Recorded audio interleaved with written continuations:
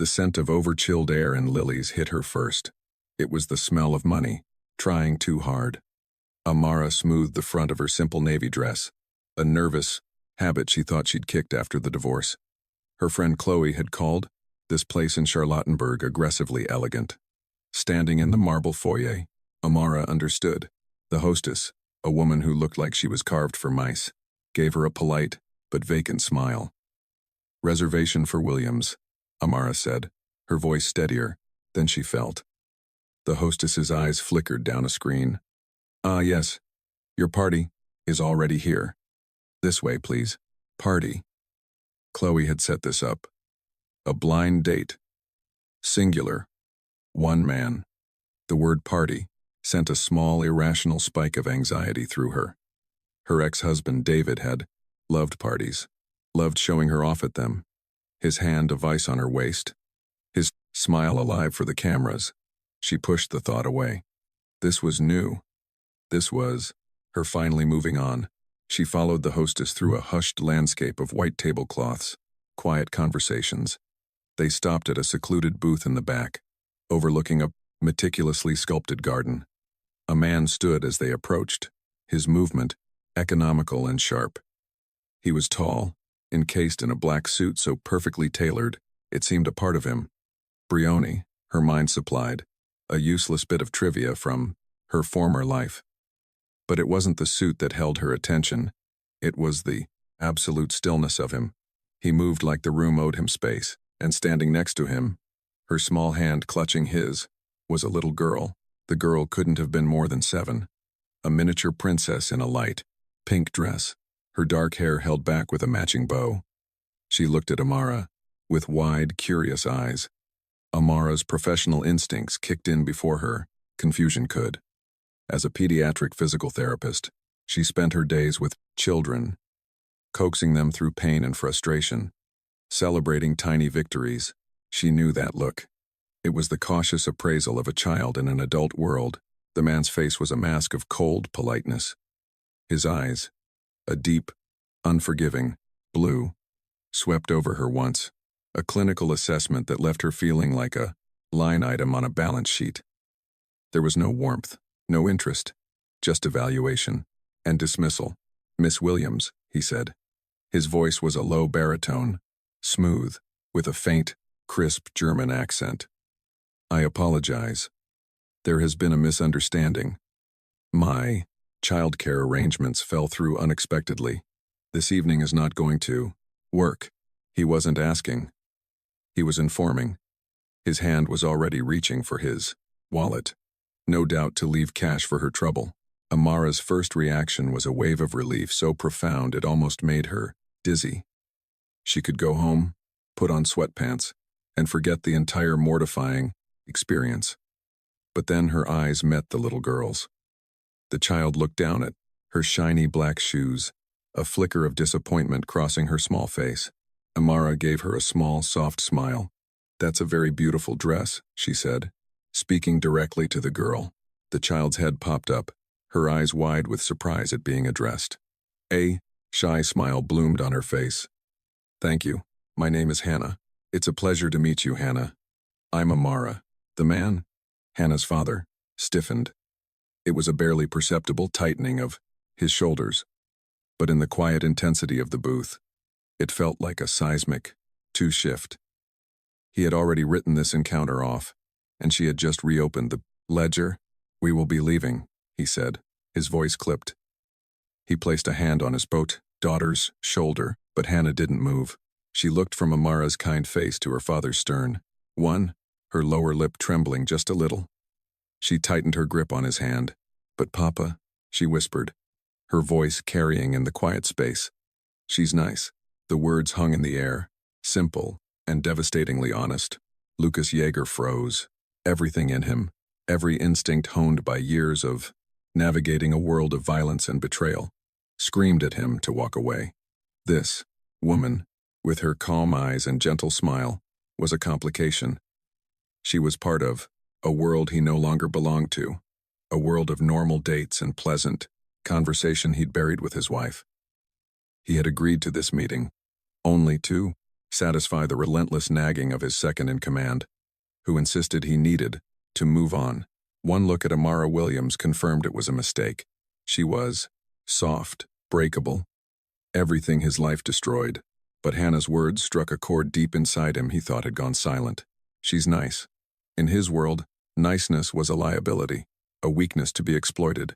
Yet coming from his daughter, it sounded like a prayer. He looked at Amara again. Truly looked this time. He saw the intelligence in her gaze, the quiet strength in her posture that he had initially mistaken for fragility. He saw the genuine warmth she directed at his daughter. A warmth one had shown Hannah since her mother. He slowly withdrew his hand from his wallet. His jaw was a hard, unforgiving line. "One drink," he stated, his voice low and laced with a warning. "Then you will leave." He slid into the booth, his movements precise, and gestured for Amara to take the seat opposite. Hannah scrambled in beside him, beaming, her brief sadness forgotten. Amara sat, her heart doing a slow, heavy drum against her ribs. She told herself it was just for the little girl, a kindness. But as she met the cold, unyielding gaze of the man across from her, she knew she had just agreed to something far more complicated than a drink. The air between them crackled, with a tension that had nothing to do with a first date and everything to do with a silent, unspoken contract. That was the moment everything changed. She had walked in for a blind date and walked into his world instead. The silence that followed was not empty. It was weighted, a physical presence in the booth. Lucas picked up the wine list, his focus absolute, as if he were studying enemy troop movements. Hannah, seated beside him, swung her legs the gatnow, soft taps of her shoes against the leather upholstery, the only sound. Amara watched them, a strange diptych of danger and innocence. The man was carved from granite, his stillness a predatory calm. The child was all light and movement, a splash of pink against his monochrome world. So Amara began, forcing a lightness she didn't feel. "Hannah, do you like school?" Hannah nodded vigorously. "I like art best. We're making paper lanterns." "I love paper lanterns," Amara said, her smile genuine now. "You have to get the folds just right, or they won't stand up." "Papa can't fold," Hannah confided in a loud whisper. "He just makes squares." A muscle ticked in Lucas's jaw. He placed the wine list down with surgical precision. "I am occupied with other matters." "He's very busy," Hannah translated, nodding sagely. A waiter appeared, silent and efficient. Lucas ordered a bottle of wine she'd never heard of without consulting her, his tone leaving no room for discussion. He ordered a steak, rare for himself, and a small plate of spätzle for Hannah. He then looked at Amara, his gaze expectant. "I'll have the sea base," she said, refusing to be intimidated. He gave a curt nod to the waiter, who vanished as quietly as he'd arrived. "You're American," Lucas stated. It wasn't a question. "I am. I moved to Berlin 2 years ago." "Why?" The single word was a demand for information, a stark, clinical request for data, for a job. "I'm a pediatric physical therapist at the Charité." The moment the words left her mouth, she saw a flicker of something in his eyes. It wasn't interest. It was recognition. He was connecting her profession to her, effortless rapport with his daughter. He was analyzing it. "You are good with children," he observed, his voice flat. "It's my job to be. My wife was good with children," he said. And the temperature in the booth dropped 5 degrees. The words were a wall of ice. He wasn't sharing a memory. He was posting a warning. "Do not enter." Amara understood. This man was not here to date. He was here to fulfill an obligation, a box to be checked, and he was grieving. The pain radiating from him was so profound, it was almost a physical force.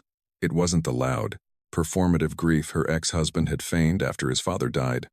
It was a vast, silent emptiness, a black hole that pulled all the light and warmth from the space around him. She simply nodded. "I'm sorry for your loss." He didn't acknowledge her sympathy.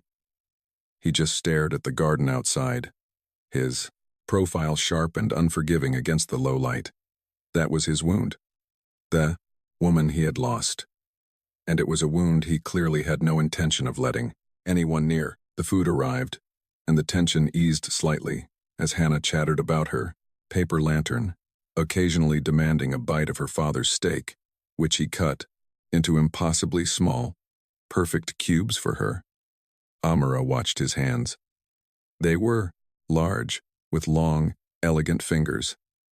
A faint, silvery scar traced the line of his thumb.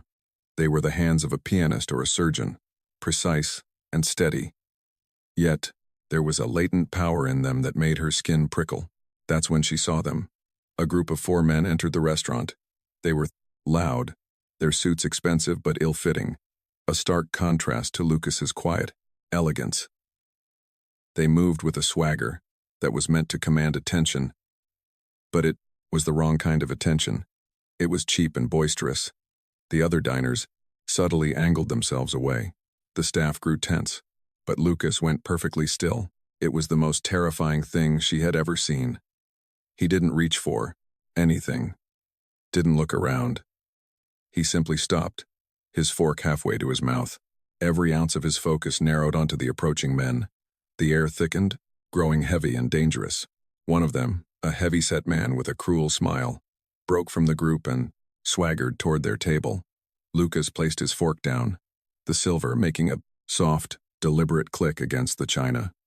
He subtly shifted in his seat, his body becoming a physical barrier between the approaching man and his daughter. With a small, almost imperceptible movement of his foot, he nudged Amara's chair, slightly backward, increasing the distance between her and the threat. It was a protective gesture, instinctual and absolute. "Jaeger," the man boomed, his voice oily. "Fancy seeing you here. Enjoying a family meal?" His eyes, small and dark, slid from Lucas to Hannah, and then with a predatory slowness to Amara. He licked his lips. "You found a replacement." Quickly, Amara felt a cold knot of dread tighten in her stomach. This was not a chance encounter. This was a confrontation. Lucas's eyes were flat, lifeless pits of obsidian. "Steiner, you are a long way from Neukölln, just expanding my interests," Steiner said with a laugh that didn't reach his eyes. His gaze lingered on Amara. "Very interesting. Interests." Hannah, sensing the shift, pressed closer to her father, her small face pale with fear. Amara's heart went out to her. Without thinking, she reached her hand under the table and gently took Hannah's. The little girl's hand was cold and trembling. Amara leaned in close, pitching her voice so only Hannah could hear. "Hey, let's play a game." The quiet game, but with our fingers. She began to slowly tap out, a rhythm on the back of Hannah's hand. 1, 2, 3, 1 to 2. 1, 2, 3, 1 to 2. A simple pattern she used with her patients to help them focus through painful stretches. Hannah's wide, frightened eyes met hers. Amara gave her a tiny, reassuring nod, and continued the pattern. Slowly, the trembling in Hannah's hand began to subside as she focused on the sensation. The predictable rhythm, a small anchor in a sea of adult tension. Above the table, the war of words continued, low and menacing. "Your empire is built on old loyalties," Rolf Steiner sneered. "Old things crumble, and new things burn," Lucas replied, his voice a silken threat. "Leave. Now." There was a moment of charged silence where Steiner seemed to weigh his options. He glanced at Lucas's impassive face, then at the other diners who were pretending not to watch, and finally his eyes fell on Amara and Hannah under the table. Their hands clasped together. A strange look crossed his face, a flicker of calculation. He gave a final dismissive smirk and turned away, rejoining his men. The moment they were gone, it was as if the restaurant could breathe again. The ambient chatter resumed, but in their booth, the silence remained, heavier than before. Lucas did not relax. His eyes followed Steiner's group until they left the restaurant. Only then did he turn his attention back to the table. His gaze fell on Amara's hand, still holding his daughter's beneath the tablecloth. He watched her continue the silent, rhythmic tapping, her expression calm and focused. He had seen her choice. When the danger appeared, when any sane person would have frozen or fled, She had acted. She hadn't run. She had stayed. She had protected his daughter, not with force, but with intelligence and compassion. She had built a wall of calm around Hannah that even he could not have constructed. He slowly lifted his gaze from their joined hands to her face. The look in his eyes was different now. The cold dismissal was gone. In its place was something new, something sharp and unsettling. It was the look of a man who had just discovered an unexpected asset, or perhaps an unforeseen complication he could no longer afford to ignore. He said nothing. He didn't need to. The charged look was a rehook, pulling her deeper into a world she was beginning to realize she had no way of escaping. She had made a deliberate choice to stay when she could have left. And in doing so, she had marked herself. She had marked herself as his. He settled the bill with a black card that the waiter handled with something akin to reverence. No words were exchanged on the way out of the restaurant. A silent bubble of tension enclosing the three of them. Lucas's hand rested on the small of Hannah's back, guiding her. But his awareness was fixed on Amara, walking a half step behind him. She could feel his attention like a physical touch, a weight on her skin. She expected him to put her in a taxi. It was the logical, clean end to a disastrous evening. But when they reached the curb, a gleaming black Maybach slid to a silent stop before them. A man in a dark suit emerged from the driver's seat, opened the rear door, and gave a slight, formal nod to Lucas. "Get in," Lucas commanded. It was not a request. "I can get a cab," Amara protested, her independence bristling. His eyes met hers over the roof of the car. They were hard, unyielding. "Steiner saw you with us. You are not taking a taxi." The implication hit her like a punch to the gut. The danger wasn't over.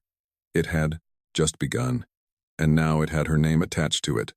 Her choice in the restaurant, the simple act of comforting a child, had entangled her in this. Swallowing her pride, she slid into the buttery leather interior. Hannah climbed in after her, choosing to sit in the middle. A small, warm bridge between Amara and Lucas, who settled in on the other side. The car pulled into the neon-lit Berlin traffic with impossible smoothness. The city's noise was reduced to a distant hum, the bulletproof glass insulating them in a cocoon of tense silence. Hannah, exhausted by the evening's events, leaned her head against Amara's shoulder and fell asleep almost instantly. Amara froze, unsure what to do. She glanced at Lucas. He was staring out the window, his expression unreadable, but he gave a minuscule, almost imperceptible nod. Permission granted. She relaxed, slightly, her arm curling protectively around the sleeping child. The silence stretched, thick with unspoken questions. She told herself it was survival instinct that kept her quiet, that made her watch his reflection in the darkened window. He looked like he owned the city, his gaze sweeping over the streets with an air of cold possession. That's when she saw it in the side mirror. A black sedan, 2 cars back, mirroring their every lane change. It was clinical, professional. Her breath caught. Lucas's head turned, his eyes locking with hers in the reflection. He had seen it too.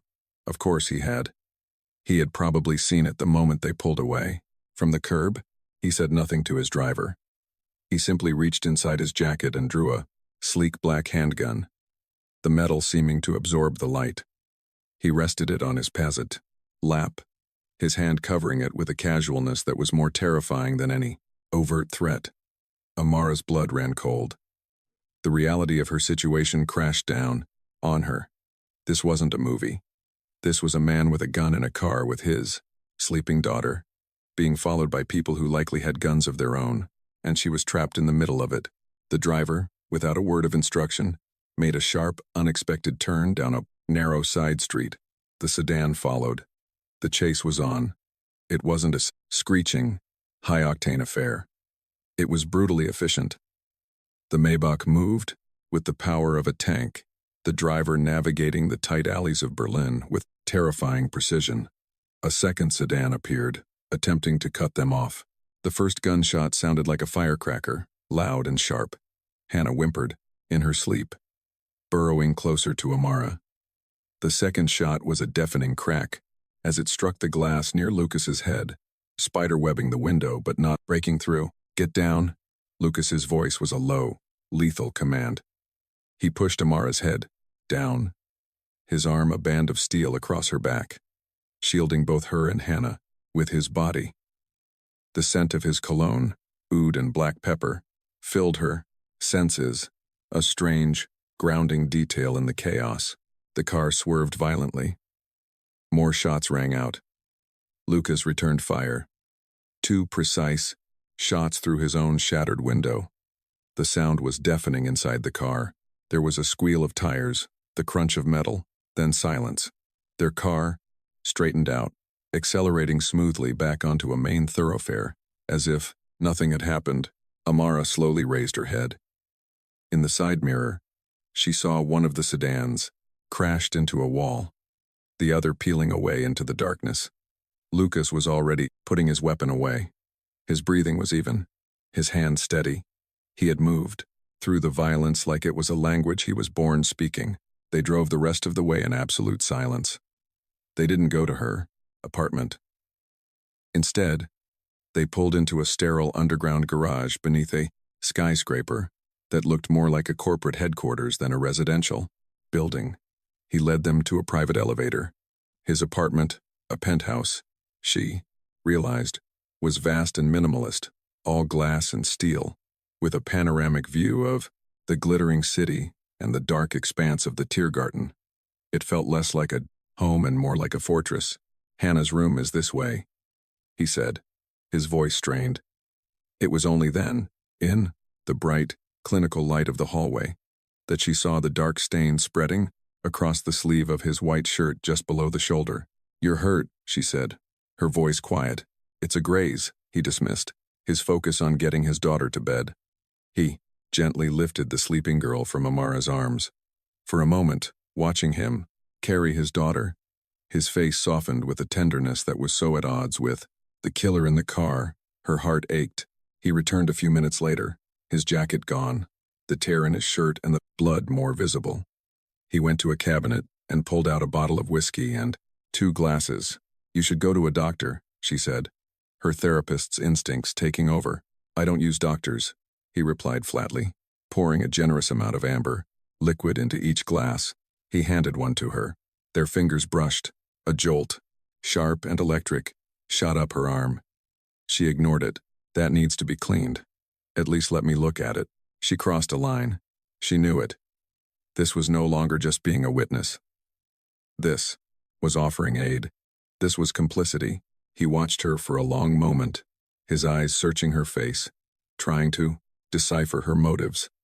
Finally, he gave a curt nod and sat on the edge of a severe leather sofa, shrugging out of his stained shirt. The wound was a deep, angry gash along his bicep. She retrieved the first aid kit she spotted in a bathroom and knelt before him.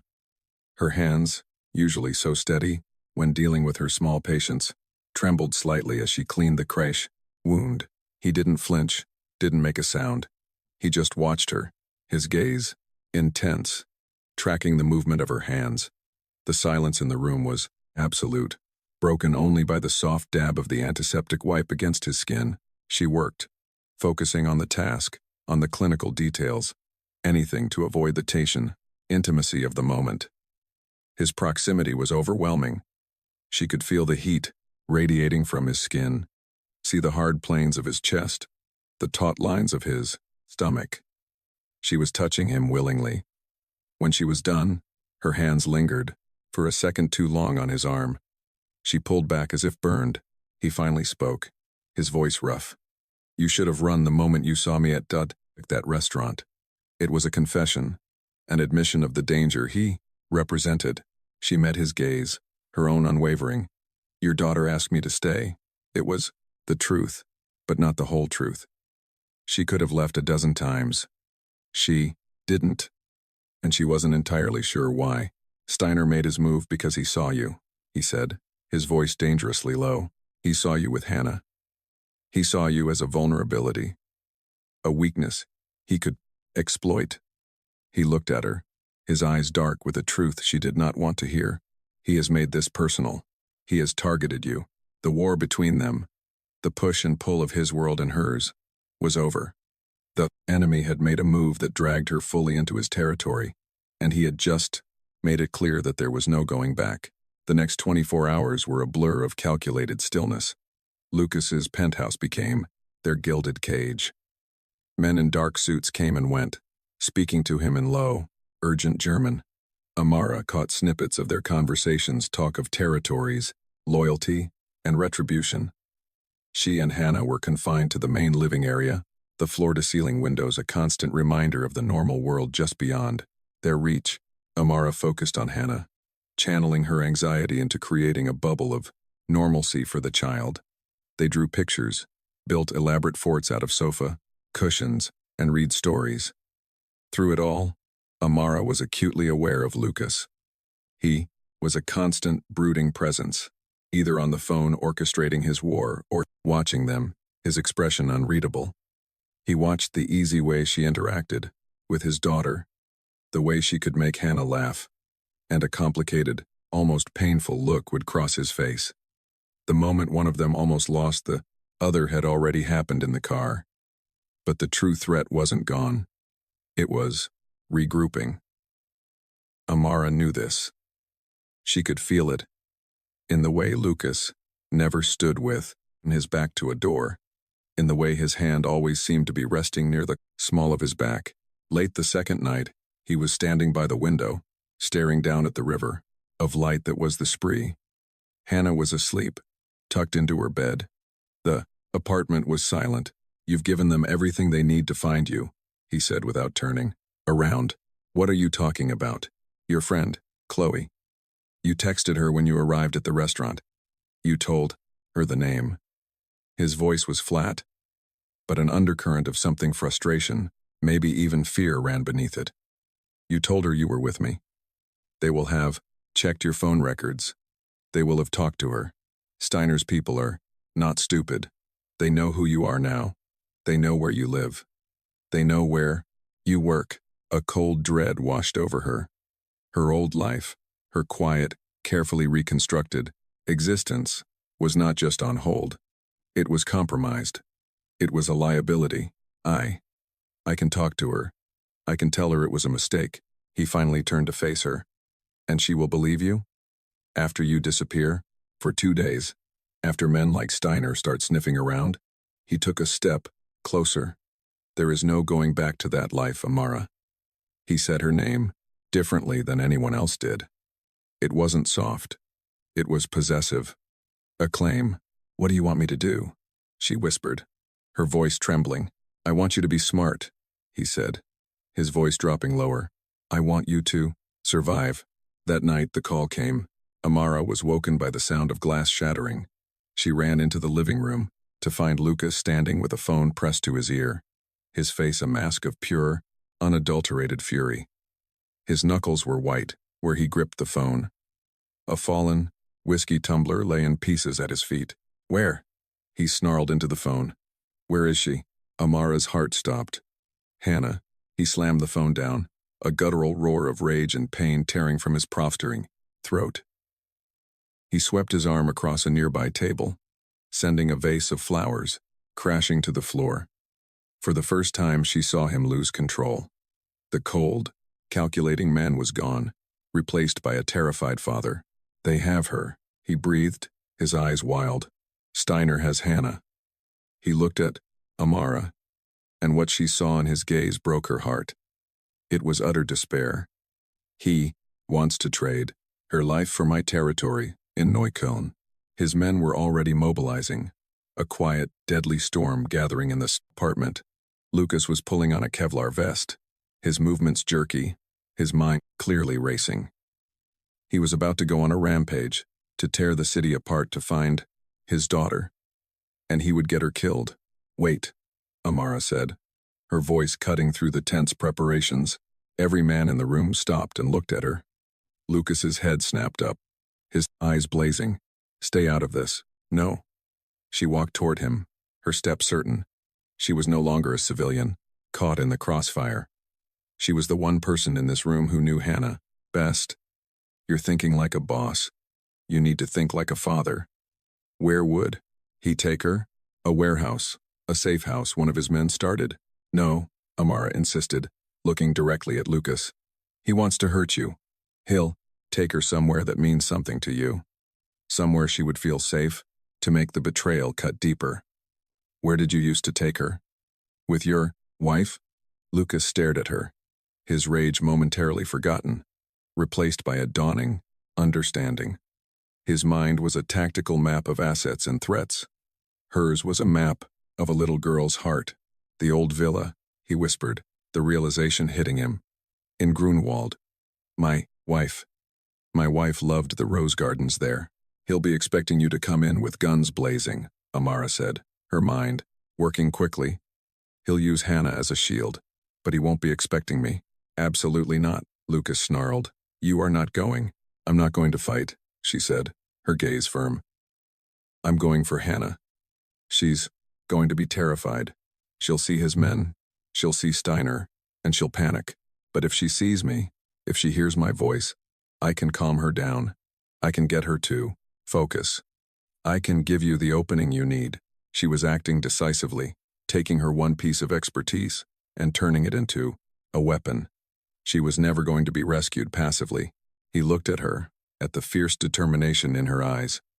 He was at war with himself. Every instinct screamed at him to protect her, to lock her away. But he knew she was right. Her presence was a tactical advantage he could not afford to dismiss. The cost was paid in that moment of decision. Her old world was not just compromised. It was gone, burned away by the choice she was making. She was crossing a line she could never uncross. The villa was an island of tranquility in a sea of urban sprawl. Dark oak, paneling, leaded glass windows, and the scent of old roses. But tonight, it was a trap. Lucas's men, ghosts in the darkness, surrounded the perimeter. Lucas, Amara at his side, slipped in through a back entrance. He moved with a silent, lethal grace that was terrifying to behold. He held her hand, his grip firm, a silent promise of protection. They found them in the main room overlooking the moonlit garden. Steiner had both Hannah on his lap. The girl was crying silently, her small body rigid with fear. Two of Steiner's men stood guard. I knew you'd come, Jaeger, Steiner said with a triumphant smile. Always sentimental. Lucas didn't speak. His focus was entirely on his daughter. Amara saw it. The beginning of a panic attack. Hannah's breathing was becoming shallow, her eyes wide and unfocused. Steiner wouldn't know how to handle it. He would see it as defiance. This was her moment. Hannah, Amara called out, her voice calm and clear, but loud enough to carry across the room. Hannah, look at me. Hannah's head snapped up. Her eyes found Amara's. Breathe with me, sweetie, Amara said, her voice a soothing balm. Remember our game. She exaggerated the motion. Big breath in like you're smelling a flower, and blow it out like you're blowing out a candle. Steiner looked confused, his attention shifting to Amara for a split second. What is this? It was the opening Lucas needed. In a blur of motion he moved. It wasn't a firefight. It was a symphony of violence. Two silent, precise movements, and Steiner's guards were down, unconscious before they hit the floor. He closed the distance to Steiner. His expression something beyond rage. It was absolute certainty. Steiner panicked, shoved Hannah away from him, trying to draw his own weapon, but he was too slow. Lucas was on him. The confrontation was brutal, personal, and blessedly short. It was over. Lucas went to his daughter, scooping her into his arms. He held her tightly, burying his face in her hair, his shoulders shaking with relief. Hannah clung to him, her sobs finally breaking free. Over his daughter's head, Lucas's eyes found Amara's. The look he gave her was stripped bare of all his armor. It was raw, grateful, and something more, something that staked a claim deeper than any words could. He walked toward her, still holding Hannah. He didn't release his daughter. Instead, he took Amara's hand and placed it on Hannah's back, his own hand covering hers, enclosing the three of them in a tight, desperate circle. A new family unit forged in terror, and violence. His acknowledgement of what she was to him was no longer deniable, no longer hidden. She was not a weakness. She was his center. Back in the penthouse fortress, the city lights spread out below them like a carpet of fallen stars. Hannah was asleep in her room, safe. The adrenaline had faded, leaving behind a profound, bone-deep exhaustion and an irrevocable truth. Amara's old life was a ghost. She could never go back to being just a therapist, to worrying about unpaid bills and bad dates. That person was gone. She stood by the window, wrapping her arms around herself. Lucas came to stand beside her, his reflection appearing next to hers in the dark glass.